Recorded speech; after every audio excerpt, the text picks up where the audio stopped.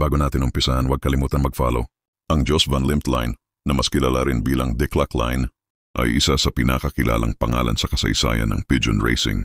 Si Jos Van Liemt mula sa Reussel, Netherlands, ay naging isang alamat sa pigeon sport dahil sa kanyang kakaibang abilidad sa pagpili at pagpapalahi ng ibon.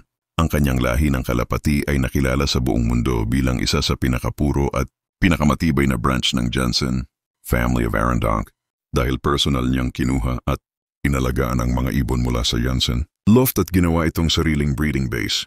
Kilala ang Van Liemt pigeons sa kanilang natural speed, sharp homing instinct, at consistency sa short at middle distance races. Sa loob ng ilang dekada, ang kanyang mga kalapati ay naging simbolo ng winning performance sa Netherlands at Belgium. Ang katawan ng mga ibon ay medium size, compact at napaka-elegante. May malalakas na pakpak at likas na bilis. Ang isa sa mga pinakakilalang breeder ni Jos Van Liemt ay ang sikat na cock na tinawag na Declac, na naging pundasyon ng maraming panalo at halos naging tatak ng buong linya. Isang dahilan kung bakit sumikat ang Jos Van Liemt line ay dahil sa kanilang puri ng dugo at prepotency.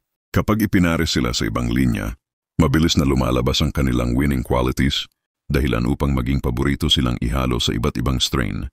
Maraming champion lofts sa buong mundo, kabilang sa Belgium, Netherlands at maging sa Asia, ang nagkaroon ng malalaking panalo gamit ang dugo ni Jos Van Liemt. Saan magandang ipares ang Jos Van Liemt line?